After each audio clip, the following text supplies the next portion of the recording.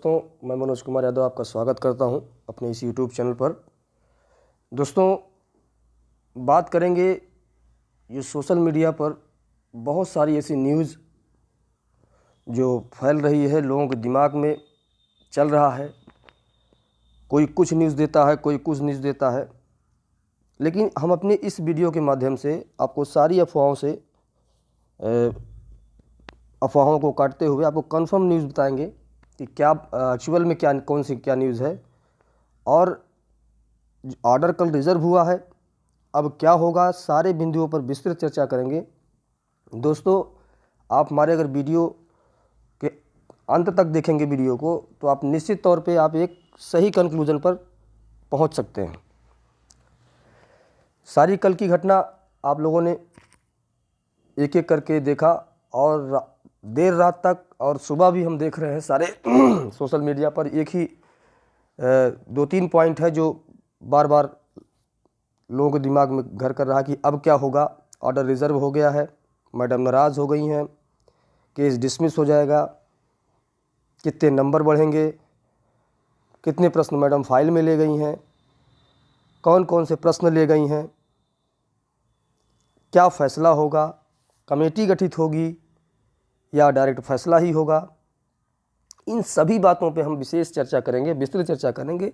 ज़्यादा समय आपका नहीं लेंगे, 5 से 7 मिनट में आपको पूरा कंक्लूजन आपको हम बता देंगे कल की घटना के आधार पर। और जो हमारे वकील साहब हैं, उनसे बात करने के बाद, और कुछ सोर्सेस और भी सोर्सेस हैं, और भी वकील वहाँ मौजूद थे, सबसे बात करने के बाद मैं आपको इस निचोड़ पर पहुँचा हूँ और आपको मैं बता रहा हूँ।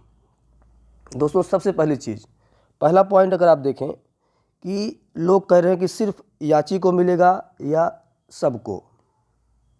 तो दोस्तों, अगर 1 नंबर भी बढ़ता है या 2 नंबर भी बढ़ता है, तो ये आप जान लें, जो याची हैं जो कल याची मतलब कल तक जो याची थे, उनका ही बढ़ेगा, ये आप जान लें।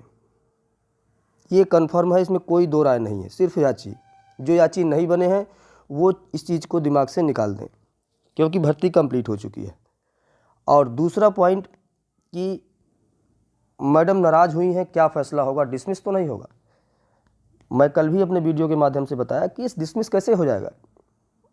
कोर्ट में ये सब चलता रहता है, कभी जज नाराज़ होती हैं, कभी वकील से बहस होती है,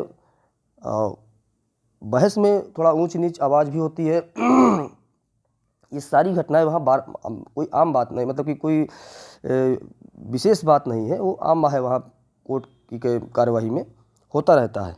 इसका ये मतलब नहीं कि क्लाइंट के ऊपर कोई प्रभाव पड़ेगा या फैसले पे कोई प्रभाव पड़ेगा, ये आप बिल्कुल दिमाग से निकाल दें। और जो ऑर्डर रिज़र्व हुआ है, अब हम अगर उसके 2-3 पॉइंट पर अगर हम चर्चा करें कि अगर नंबर बढ़ते हैं, मान लीजिए एक अधिवक्ता लोग भी कयास लगा रहे हैं, हम ही आप नहीं, कि शायद मैडम 4 प्रश्न ले गई हैं, और जब कॉमन नंबर यानी जो आउट ऑफ सिलेबस पे था, उस पॉइंट को भी नोट किया है। वो अधिवक्ता ही बताए हुए हैं, मैं अपने मन से नहीं बता रहा हूँ। उसको जब उस पर बात तो चली कि आउट ऑफ सिलेबस पर, तो उसको भी मैडम नोट किए हैं। ये आप कन्फर्म न्यूज़ समझें। इसी बात को आगे लेकर के बहस हुई, और कुछ बातों को लेकर बहस हुई।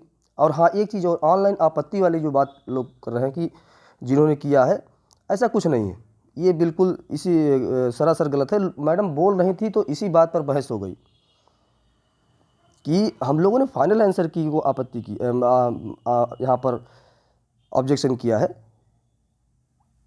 तो उस बात को वहीं पे ख़त्म हो गई। लेकिन उसी बात को लोग फैला रहे हैं, ये गलत बात है। और दूसरी बात, अगर ऑर्डर, मान लीजिए हम सब चीज़ हटा करके 4 ही प्रश्न को अगर हम लेके चलते हैं, तो मान लीजिए 2 बढ़े या 4 बढ़े, अब तो अगर 15 को फैसला आ रहा है कन्फर्म, ये जान ले, अगर 15 को आ रहा है, ऑनलाइन तो दिखाई दिया 15 को, तो ये जान लीजिए 5 दिन में कोई कमेटी गठित ही नहीं हो पाएगी। तो ये प्रश्नों पर सवाल कैसा हो, मतलब प्रश्नों पर फैसला कैसे होगा। तो ये आप जान लीजिए, अब निश्चित अगर 15 को फैसला आ रहा है, तो दिमाग में रख लीजिए कि जज साहिबा ही इस पर फैसला देंगी, खुद साक्ष्यों को देख करके। ये कहीं ना कहीं प्लस पॉइंट है, क्योंकि कमेटी के पास जाती, कमेटी गठित होती, कौन उसमें कमेटी सदस्य होता, ये भी सोचने वाली बात होती। तो बहुत सारी बातें और बहुत सारा समय भी लग जाता। अगर मैडम देख रही हैं तो अन्य प्रश्नों पर भी वो साक्ष्य देखेंगी। भगवान करे कि सारे प्रश्नों पर साक्ष्य देखें जो हम लोगों ने लगाए हैं, और उसके बाद जो है वो डिसीजन दें। अच्छा, इसमें 2 कंडीशन है। अगर ज़्यादा प्रश्न सही होते हैं, 4 या 5 या 3 या जितने होकर ज़्यादा से ज़्यादा होते हैं, तो ये कंडीशन होगी। हो सकता है सरकार चली जाए डबल बेंच। अगर ज़्यादा प्रश्न सही हुए, अगर हम जीतते हैं, ज़्यादा प्रश्न जीतेंगे तो हम ही, चाहे 1 नंबर बढ़े चाहे 2 नंबर, ये तो इसमें कोई डाउट नहीं है। अगर ज़्यादा प्रश्न बढ़ते हैं तो सरकार चली जाएगी डबल बेंच। सरकार के रवैये से आप लोग खूब परिचित हैं, मुझे इस पर चर्चा करने की ज़रूरत भी नहीं है। और अगर कम बढ़ते हैं, मान लीजिए 1 नंबर या 2 नंबर बढ़ा, तो सरकार हो सकता है कि कम याची, भाई 1-2 नंबर से कम लोग अटके हुए हैं, हो सकता है उनको देकर ख़त्म कर दे, अपना पल्ला झाड़ ले कि हमने कर दिया। जो कोर्ट ने नंबर बढ़ाया 1 नंबर 2 नंबर, उस पर हमने इनको याची लाभ देते हुए ज्वाइनिंग करा दी। तो ये पल्ला झाड़ेगी तो बच्चे चले जाएंगे। कंडीशन दोनों है। अगर जिसका नुकसान हुआ वो डबल में जाएगा। तो दोस्तों इसमें घबराने की बात नहीं है, ये सिंगल बेंच है। जैसे कि आपने देखा लखनऊ में सिंगल बेंच में मैटर चल रहा था, लेकिन फिर बच्चों के पक्ष में फैसला आया तो डबल में चले गए, फिर सुप्रीम कोर्ट में चले गए, फिर लौट के चले आए। तो ये कोर्ट की प्रक्रिया है। जब तक आप जीत नहीं, जब तक आप कन्फर्म जीत न जाएँ या कन्फर्म आप हार न जाएँ, तब तक आप नहीं छोड़ सकते। आपको लड़ना होगा। अगर आपको नौकरी लेनी है तो लड़ना ही होगा। बिना लड़के आपको इस सरकार में नहीं ले सकते आप, ये आप जान लीजिए। ये आवेदन देना वो कांग्रेस की तरह जो आज़ादी से पहले 1885 के बाद जो दौर था, याचना करना, वो प्रवृत्ति अभी इस सरकार में आप दिमाग से निकाल दीजिए कि कोई ज्ञापन देने से या कुछ देने से आपके ऊपर कोई प्रभाव, आपके केस सॉल्व होगा या जल्दी आपको राहत मिलेगी, ऐसा कुछ नहीं है। याचना करना बंद कीजिए। और आपको लेना है तो कोर्ट से लड़ के आपको लेना होगा, यहाँ से नहीं, सुप्रीम कोर्ट से तक जाके आपको लेना होगा। अभी अर्चना चौहान जी केस में देख लीजिए, सुप्रीम कोर्ट तक मैटर गया।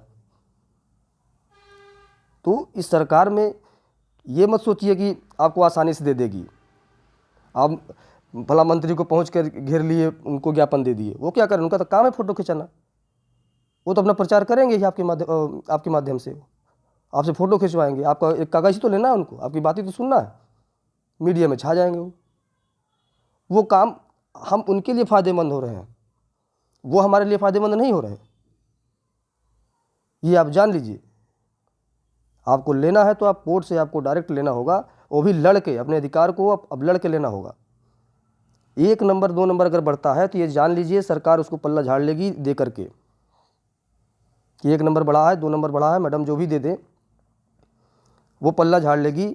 और 1 नंबर 2 नंबर वाले, मुझे अंदाज़ है कि बहुत होंगे तो 1000 लोग होंगे, वो दे करके अपना पल्ला झाड़ लेगी आंसर की प्रकरण से। लेकिन फिर जो डबल बेंच में जाएंगे वो भी अपने आप को कन्फर्म ही समझें, उनको सरकार आज नहीं तो कल देना ही पड़ेगा। अब किस कारण से क्या, आप देखिए फैसला क्या आता है इस पर देखना होगा। और ज़्यादा दिन समय नहीं है, आप लोग धैर्य बनाए रखें। 15 तारीख है, 5 दिन के बाद, 4 दिन के बाद 5वां दिन। और अगर ज़्यादा प्रश्न बढ़ते हैं तो ये भी जान लीजिए कि सरकार चली जाएगी, तब भी आपको तैयार हो रहना है। दोनों कंडीशन में आपको तैयार रहना है। अगर कम नंबर बढ़ा तब भी तैयार रहना है, अगर ज़्यादा नंबर अगर आपको ज़्यादा हो गया तो सरकार फिर भी तैयार रहना, क्योंकि सरकार चली जाएगी, इतनी आसानी से वो भी नहीं पीछे छोड़ने वाली। तो इसलिए दोस्तों केवल 5 दिन है, 5 दिन में आप बिल्कुल अपने आप को डिस्टर्ब नहीं करें, बल्कि अपनी तैयारी आप करें। तैयारी क्या करना है कि अगर सरकार डबल जाती तो हम उसको मुँह तोड़ जवाब देंगे, और अगर कम नंबर दे करके पल्ला झाड़ना चाहती तब भी हम उसको जवाब देंगे। दोनों कंडीशन में आपको तैयार रहना है। ये आप अपनी सोशल मीडिया से जो अफवाहें चल रही हैं कि ये होगा, डिसमिस होगा, ये बिल्कुल नहीं है। ये एकदम कंक्लूजन आपको दे रहा हूँ मैं। इससे अब सारी अफवाहों से आप दूर रहें। हो सके तो 4-5 दिन तक व्हाट्सएप टेलीग्राम पर न्यूज़ देना, टाइप करना कम कर दें, मैसेज करना कम कर दें। सवाल जो है वो है, वो जब पर्दा उठेगा 15 को तभी सारे सवालों को